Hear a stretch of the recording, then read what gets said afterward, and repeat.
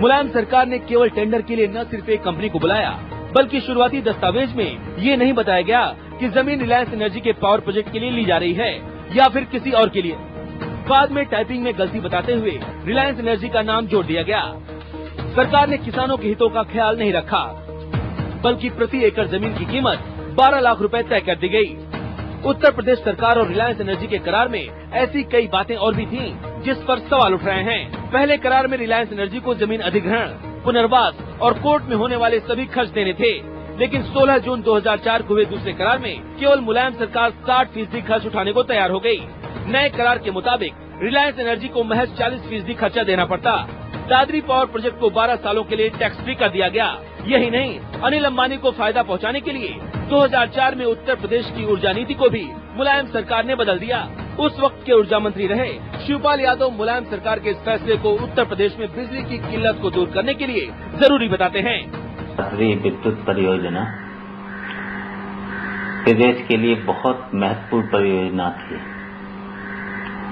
तो इस परियोजना में शुरुआती लगभग 3,500 मेगावाट विद्युत को उत्पादन करती और बाद में इसकी क्षमता हो जाती जाकर के करीब 10,000 मेगावाट। और अगर ये लग जाती तो आज बिजली का संकट उत्तर प्रदेश में रहता ही नहीं। उत्तर प्रदेश कांग्रेस ने दादरी पावर प्रोजेक्ट में मुलायम सरकार की मनमानी पर तमाम सवाल उठाए, लेकिन मौजूदा ऊर्जा मंत्री रामवीर उपाध्याय ये सवाल उठाते ही पल्ला झाड़ने लगते हैं। मंत्री जी की माने तो उन्हें दादरी पावर प्रोजेक्ट पर कुछ बोलने की इजाजत नहीं है। इस पर क्या कहना आपका? अरे यार ज्यादा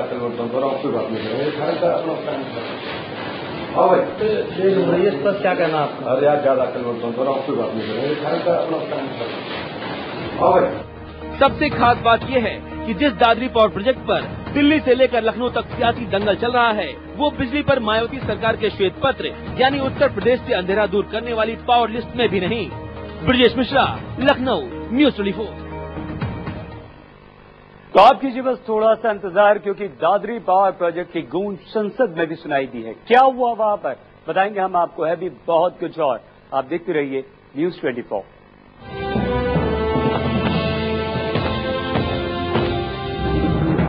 दादरी पावर प्रोजेक्ट पर बवाल मचा हुआ है और संसद में भी इसकी सुनाई दी है गूंज। यहां दादरी पावर प्रोजेक्ट की गूंज।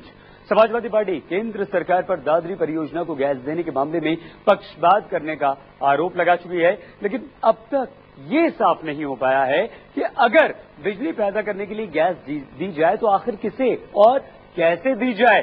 दादरी में न तो कोई बिजली परियोजना बन पाई है और न ही इसके अगले कुछ सालों तक बनने के आसार ही दूर दूर तक नजर आते हैं। तो कैसे, किसे, कब, कहां गैस दी जाए? ये पूरे देश की संपत्ति और पूरे देश की सुविधा एक व्यक्ति को दी जा रही है, एक उद्योगपति को।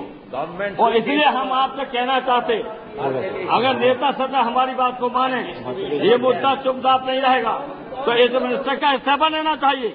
और मैं इस्तीफा मांगता हूं कि ये पेट्रोलियम मिनिस्टर को इस्तीफा हम मांग कर रहे हैं। और अगर नेता सदन नहीं मानते हैं तो इसमें हम आज कहना चाहते हैं आपकी सरकार की बदनामी होगी। ये रुपया कमाने वाला मंत्री है मेरा आरोप। लोकसभा में चीख कर मुलायम सिंह यादव ने केजी बेसिन से निकलने वाली गैस को लेकर केंद्र सरकार पर तरफदारी का आरोप लगाया। मुलायम यही नहीं रुके, उन्होंने ये तक कह डाला कि केंद्रीय पेट्रोलियम मंत्री मुकेश देवड़ा मुकेश अंबानी को फायदा दिलाने के लिए दादरी पावर प्लांट को गैस नहीं दिया जा रहा है। अब सवाल ये है कि दादरी पावर प्लांट को सरकार कैसे गैस देने का फैसला करे। पावर प्लांट के लिए जमीन अधिग्रहण 6 साल पहले किया गया, लेकिन यहाँ अब भी सिर्फ खेत नजर आते हैं। पावर प्लांट के नाम पर महज एक बोर्ड लगा है और एक छोटा सा दफ्तर है।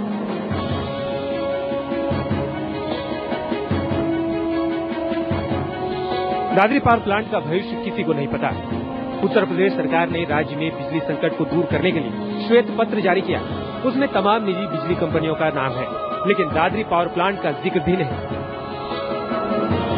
जाहिर है जब 2004 में रिलायंस एनर्जी जनरेशन लिमिटेड के साथ करार के बावजूद दादरी में पावर प्लांट बनाने के लिए कुछ काम ही नहीं हुआ, तो मायावती सरकार क्या कहकर इसे भविष्य में राज्य में बिजली संकट को दूर करने वाली परियोजना की सूची में दिखाती। दादरी पावर प्लांट के सहारे राज्य को रोशन करने के दावे सिर्फ बातों में ही है, लिहाजा किसान अब अपनी जमीन वापस मांग रहे हैं। अपनी जमीन मुक्त करनी, जमीन देना नहीं चाहते, जमीन देना नहीं चाहते। नहीं, आप सर जब सरकार ने लिया था आपसे, रिलायंस ने लिया था फैक्ट्री बनाने को, तो आप लोगों से बातचीत करके कोई बात नहीं, सारी बात इंद्रवीर यादव ने, जो एडीएम है उस वक्त एग्रीकल्चर उसके पहले है, उन्होंने जो है धोखेबाजी से साइन कराए हमारे कि हम तुम्हें नौकरी दिलाओगे, तुम्हारे बच्चों को पढ़ाने के लिए स्कूल बनवाओगे, तुम इसको साइन कर दो। दादरी के किसानों के मामले को सुप्रीम कोर्ट ले जाने वाले राजीव त्यागी भी मुलायम सिंह को घेरने में पीछे नहीं रहे। राजीव त्यागी ने मुलायम सिंह सरकार पर रिलायंस एनर्जी को जरूरत से ज्यादा जमीन देने और किसानों की जमीन पर गलत तरीके से कब्जा करने का आरोप भी लगाया। इस दिन से दादरी पावर प्रोजेक्ट में 2004 से शुरू के 2004 से ये जमीन लेने की बात हुई है, उसी दिन से हमें लगने लगा कि ये लोग फ्रॉड तरीके से हमारी जमीन लेना चाहते हैं। इन्होंने जो गजट किया उस गजट पे पब्लिक पर्पस दिया, जबकि एक प्राइवेट कंपनी के लिए उत्तर प्रदेश की तत्कालीन समाजवादी पार्टी की गवर्नमेंट प्राइवेट कंपनी के लिए एक्वायर करने जा रही थी जमीन। तो शुरू के जो स्टेप्स थे, इनके शुरू के जो तौर तरीके थे, उसी दिन से हमें लगने लगा था कि ये फ्रॉड तरीके से हमारी जमीन लेना चाहते हैं। समाजवादी पार्टी और अनिल अंबानी की नजदीकियां कोई नई बात नहीं, लेकिन दादरी पावर प्रोजेक्ट को लेकर विवाद खड़ा हो गया है। उससे मुलायम सिंह यादव की मंशा पर खड़े हो रहे हैं सवाल। ब्रजेश मिश्रा, लखनऊ, न्यूज़ 24।